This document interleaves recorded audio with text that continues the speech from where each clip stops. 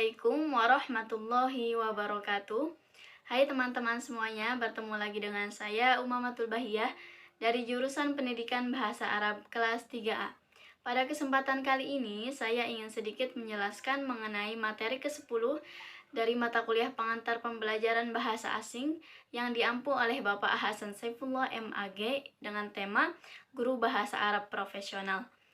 Pada materi kali ini terdapat 3 pembahasan, yaitu yang pertama, kompetensi guru, kemudian pembahasan yang kedua adalah karakteristik guru bahasa Arab profesional, dan yang terakhir kita akan membahas tentang rincian kompetensi guru bahasa Arab profesional di tingkat dasar dan menengah. Berikut penjelasannya. Baik, kita masuk pada pembahasan yang pertama, yaitu kompetensi guru. Guru adalah pilar pendidikan. Oleh karena itu, keberhasilan pendidikan di suatu negara sangat dipengaruhi oleh peran strategis para guru. Itulah yang menjadi alasan kompetensi guru harus terus ditingkatkan seiring dengan perkembangan zaman. Guru memiliki beban tugas yang sangat berat, tidak hanya bertanggung jawab kepada para anak didiknya, tetapi juga pada negara. Guru bahkan memiliki peran sentral dalam upaya mewujudkan tujuan pendidikan nasional.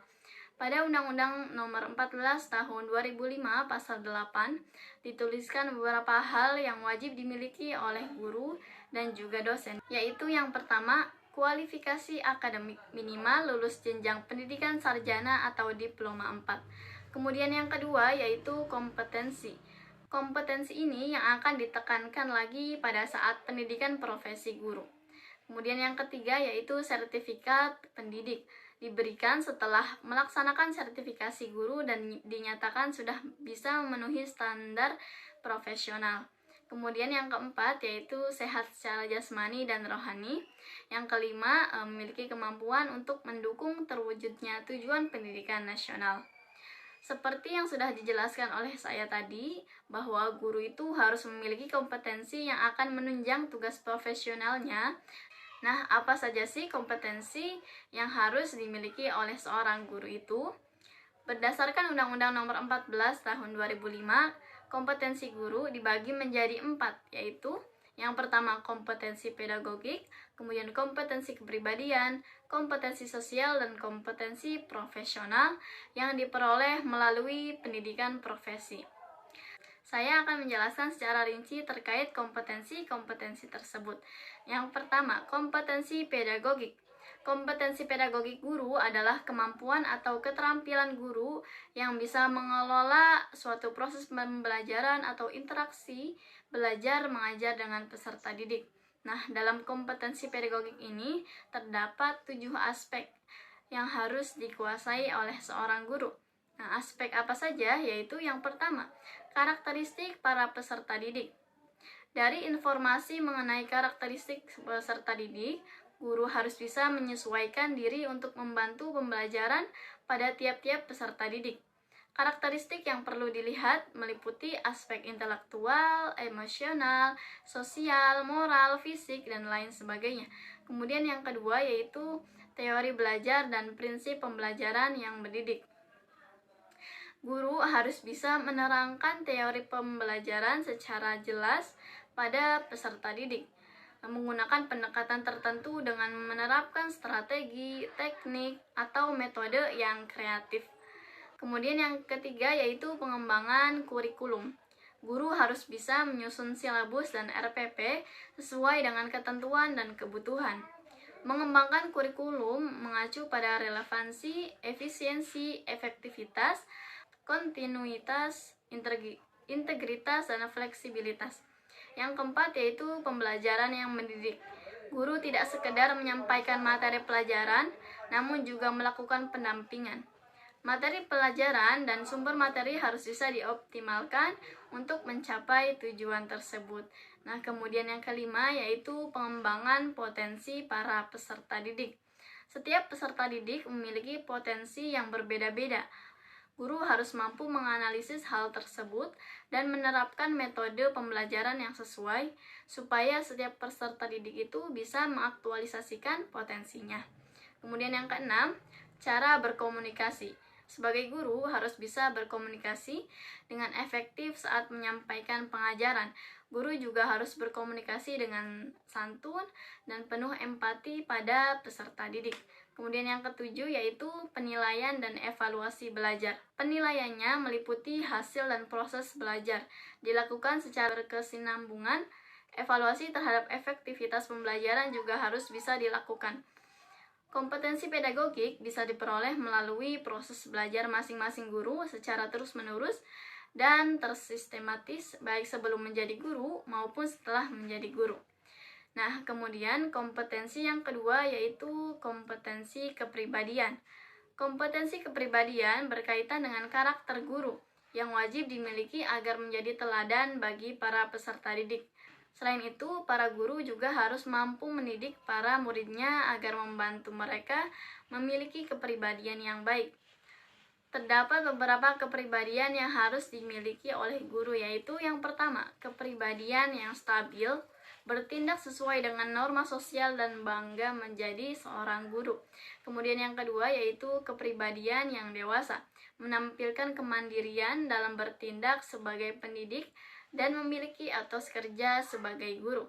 Kemudian yang ketiga yaitu kepribadian yang arif, menampilkan tindakan yang didasarkan pada kemanfaatan peserta didik, sekolah, dan masyarakat.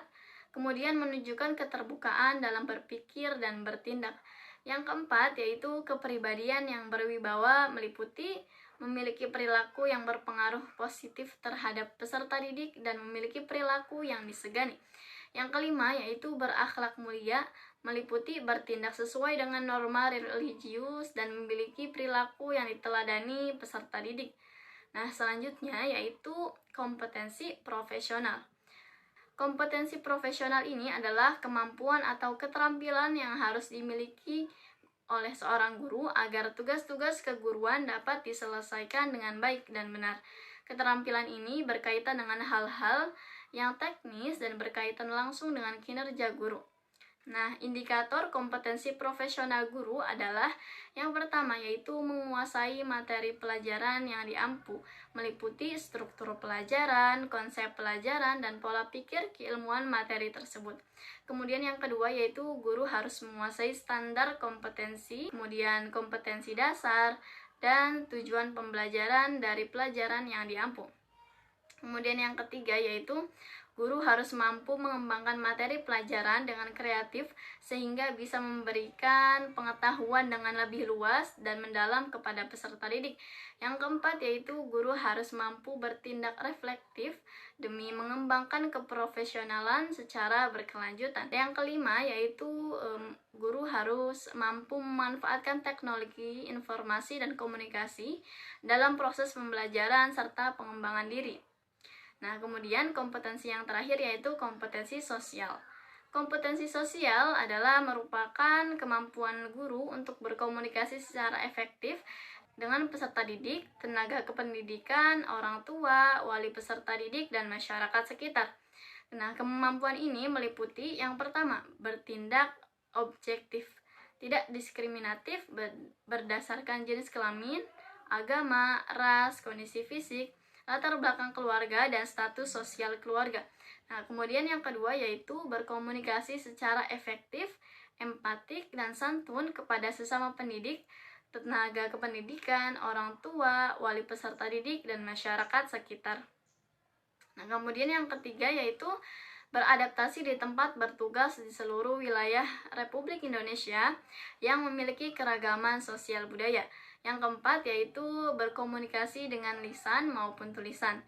Nah, itu dia beberapa standar kompetensi yang harus dimiliki oleh seorang guru. Dengan memiliki kompetensi yang dibutuhkan ketika mengajar, kinerja guru akan mulai terbantu. Hal ini akan membantu peserta didik mendapatkan berbagai macam kebutuhan. Selain kebutuhan mengenai ilmu pelajaran, mereka juga dapat belajar bagaimana menjadi makhluk sosial yang baik, serta membantu membentuk karakter mereka. Baik, selanjutnya kita beralih pada pembahasan yang kedua, yaitu karakteristik guru bahasa Arab.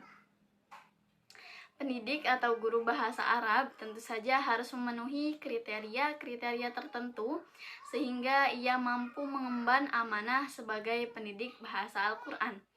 Dua hal wajib yang harus ada pada diri pendidik atau guru bahasa Arab adalah karakteristik dan kompetensi yang sudah saya jelaskan tadi. Sekarang apa saja sih karakteristik guru bahasa Arab itu? Menurut Abid Taufik Al-Hashimi, karakteristik guru bahasa Arab itu antara lain yang pertama, guru bahasa Arab itu harus cerdas. Bahasa Arab mempunyai aturan-aturan yang kompleks untuk dipelajari seperti ilmu nahwu, shorof, balaghah, dilalah, dan lain sebagainya. Maka sangat logis jika guru harus mempunyai kemampuan intelek yang cukup tinggi, karena ia dituntut bukan hanya memahami tapi juga memahamkan peserta didik, bahkan mempermudah pemahaman mereka terhadap teori dan aturan-aturan bahasa Arab. Kemudian yang kedua yaitu guru bahasa Arab harus berbudi luhur, sebagaimana yang dicontohkan oleh Rasulullah SAW. Beliau ditugaskan untuk menjadi guru sekaligus untuk mengajari atau memperbaiki akhlak.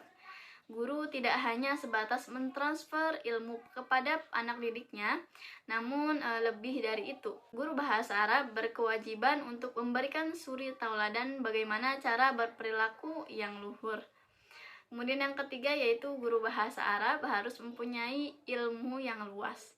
Sebelum mengajar, guru harus mempersiapkan dan menguasai ilmu-ilmu yang akan diajarkan dalam proses kegiatan belajar mengajar. Tidak jarang kita temukan guru yang hanya berbekal keberanian namun kosong ilmu yang akhirnya merugikan peserta didik, di mana ia mengarang jawaban untuk menjawab pertanyaan sang murid. Dikarenakan keterbatasan ilmunya, guru yang seperti ini seperti berangkat perang tanpa membawa senjata. Pepatah Arab mengatakan, "Jahazu ar-rimah qabla ar-rimayah", yang artinya persenjatailah dirimu sebelum berperang. Kemudian yang keempat yaitu menyukai profesi pendidik. Guru bahasa Arab harus menghayati sekaligus menikmati perannya, sehingga tidak ada rasa bosan ketika menjalankan rutinitas yang ia jalankan. Sebaliknya, jika ia menyukai profesinya sebagai guru bahasa Arab, ia akan bekerja sepenuh hati dan ini sangat penting bagi keberhasilan pembelajaran. Guru bahasa Arab hendaknya menata niat bahwa ia bukan sekedar mengajar, namun ia juga berdakwah mensyiarkan agama Islam melalui bahasa Al-Quran. Kemudian yang kelima yaitu guru bahasa Arab harus menguasai ilmu pedagogik. Bekal kepandaian berbahasa Arab maupun ilmunya saja tidak cukup untuk mengajar, tapi ia juga harus pandai mengajarkannya, menyederhanakan segala sesuatu yang rumit, kemudian memanage kegiatan belajar sehingga menjadi efektif dan efisien. Guru bahasa Arab harus paham dan memahamkan materi pembelajaran bahasa Arab, bahkan membuat pelajaran menjadi menyenangkan atau fun learning.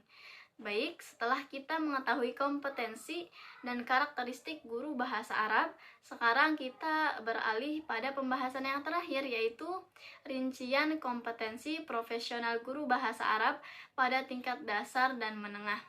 Bagaimana perinciannya? Yaitu yang pertama, seorang guru mata pelajaran bahasa Arab harus memiliki atau harus bisa menguasai materi, struktur, konsep, dan pola pikir keilmuan yang mendukung proses pembelajaran bahasa Arab. Kemudian yang kedua yaitu seorang guru bahasa Arab harus menguasai standar kompetensi pembelajaran bahasa Arab.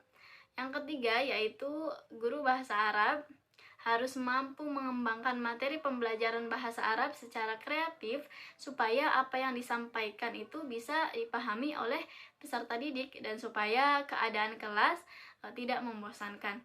Kemudian yang keempat yaitu guru bahasa Arab harus bisa mengembangkan keprofesionalannya secara berkelanjutan dengan memenuhi tanggung jawab sebagai seorang guru bahasa Arab terhadap peserta didik.